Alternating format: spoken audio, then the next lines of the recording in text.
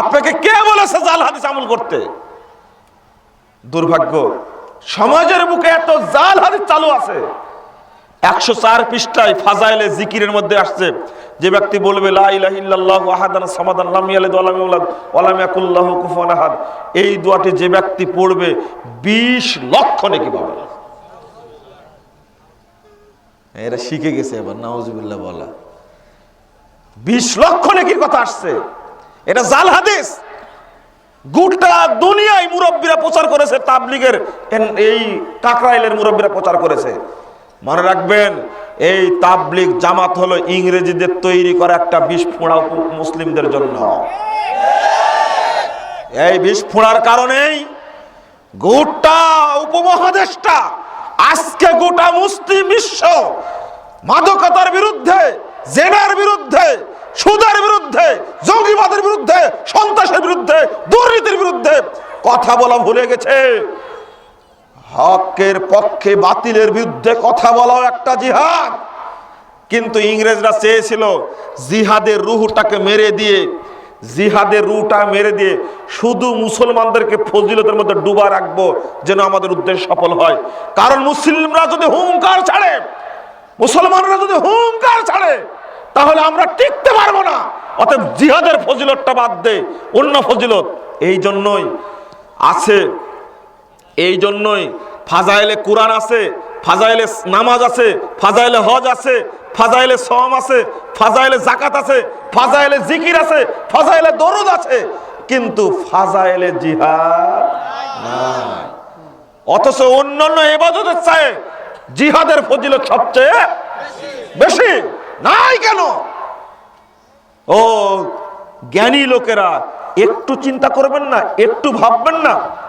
আজকে গোটা দেশটা জঙ্গিবাদে ছেয়ে গেছে। টঙ্গীর মাঠে বিশাল ইজতেমা হচ্ছে, জঙ্গিবাদের বিরুদ্ধে কোনো টু শব্দ করা হয় না। গোটা দেশ মাদকতায়, ইয়াবায় ভর্তি হয়ে গেছে।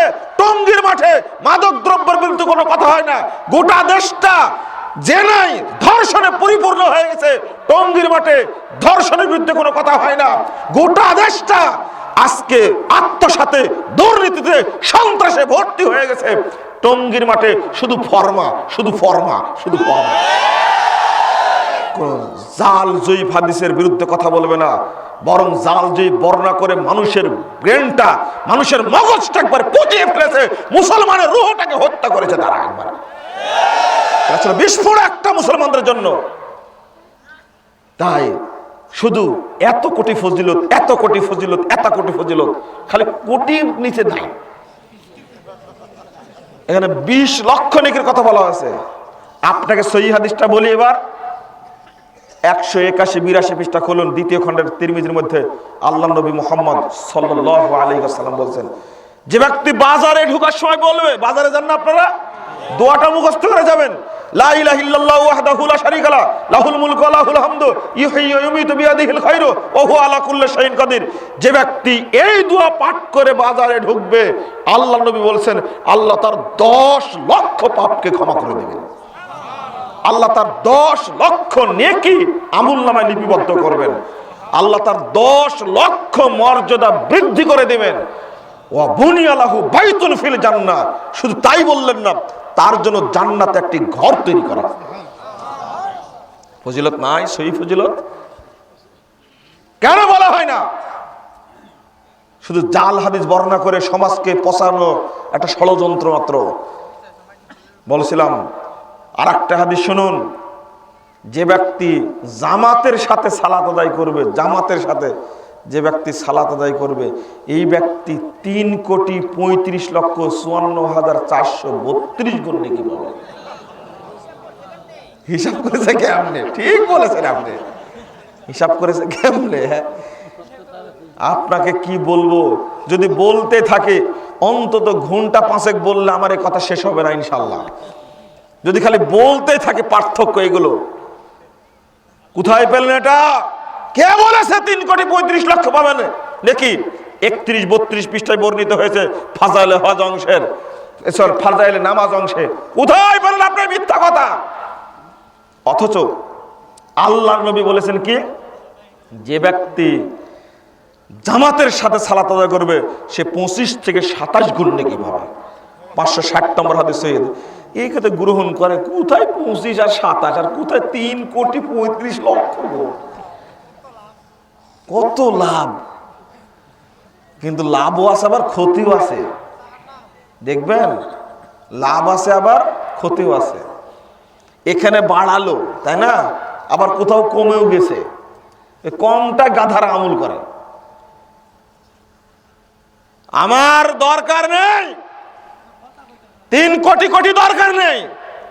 5 টন যদি বেগুন হয়, সবগুলো যদি পোকা লাগা হয়, 1 কেজি কিনবেন আপনি? লাভ কি হলো? আমার 5 কেজি বেগুন হলে যথেষ্ট, যদি ভালো হয়। আমার পচা বেগুনের কি দরকার? আমি ওই নেকি চাই যে নেকির মাধ্যমে জান্নাত পাবো। পচা নেকি করে জান্নাত পাওয়া যাবে? কোনোদিনই না। আল্লাহ নবী মুহাম্মদ সাল্লাল্লাহু আলাইহি সাল্লাম বলছেন, হাদিসটা শুনুন, সেই হাদিসটা 1203 নম্বর হাদিস। আরে জামাতে না একাকি সালাত পড়ছে, আল্লাহ রাসূল বলছেন, সাহাবীরা শুনো, ইয়াজিবু রাব্বুকুম বিরাই গনামিন মিন রাই গনামিন বিশাজিয়াতিন ফি জাবাল।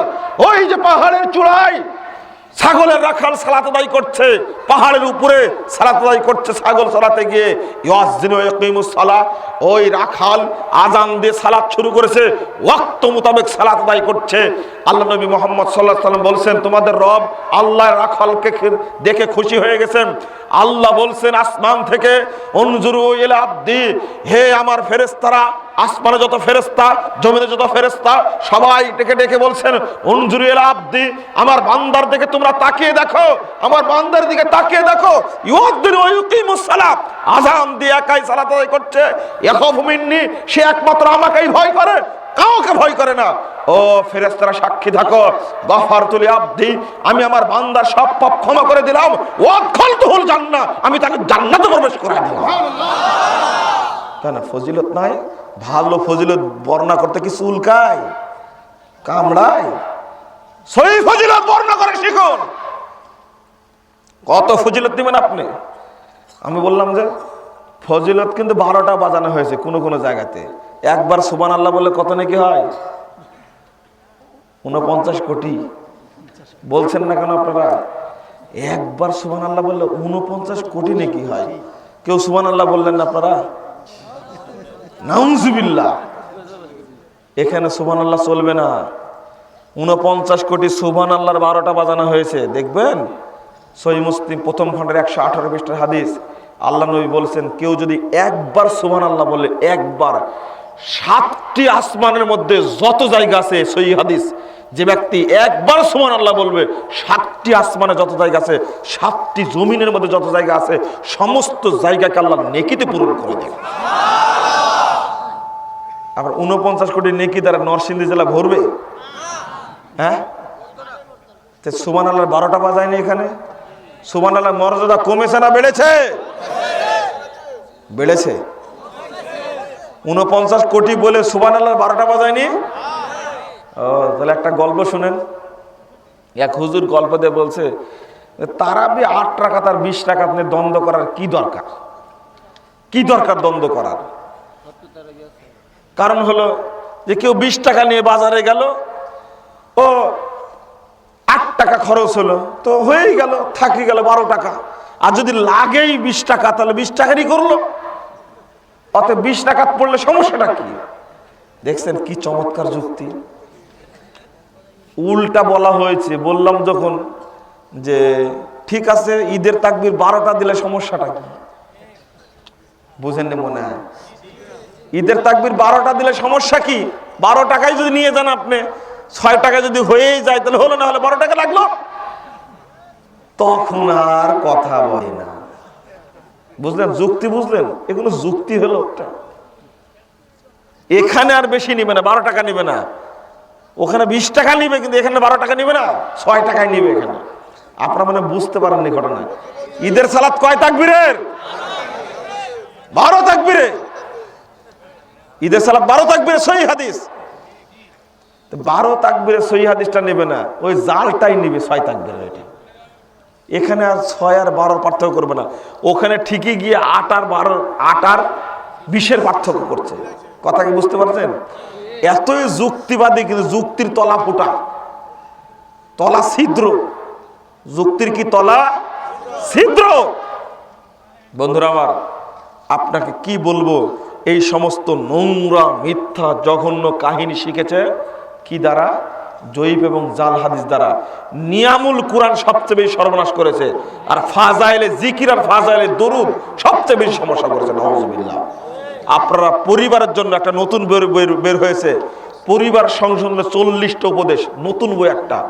এগুলো আমার লেখা বই না, কিন্তু আপনাদের পড়তে হবে। এগুলো বাসায় রেখে সবগুলো সহিহ হাদিসের আলোকে লেখা, দুর্বল ইমানের লক্ষণ, এই বইগুলো কাছে রাখবেন। এগুলো আমার লেখা বই না, কিন্তু আমি বলছি পড়তে হবে, আপনার ইমানটা বৃদ্ধি পাবে। এই জন্য এগুলো আমাদের দাওয়াত। বইয়ের ব্যবসা করে 1 টাকা লাভ হয় না আমাদের, আমরা লাভ খাই না। আলহামদুলিল্লাহ, সব সাদকা করে দিয়েছি আপনাদের জন্য। ওখানে আমার কেন বলি বইয়ের কথা? এটাও একটা দাওয়াত। 1 বছরে একটা গাছে পানি ঢেলে কি গাছ বাঁচানো যায়? তাহলে 1 বছর পরে জালসা করবেন একটা। কিছুদিন আগে আসছিলাম এই মসজিদে প্রোগ্রাম করার জন্য, তার কতদিন পরে আসলাম। গাছের চারা ইমানের মতো, ইমানটা গাছের চারার মতো, মাঝে মাঝে পানি না দিলে গাছ যেমন বাঁচে না, ইমান তাজা করার জন্য ওখানে সার না দিলে বাঁচে না। ইমান একসময় মরে যায়, যেমন সালাত আদায় করে না। ফজিলত আছে সহিগুলো, কিন্তু সহিগুলো কেউ মানে না।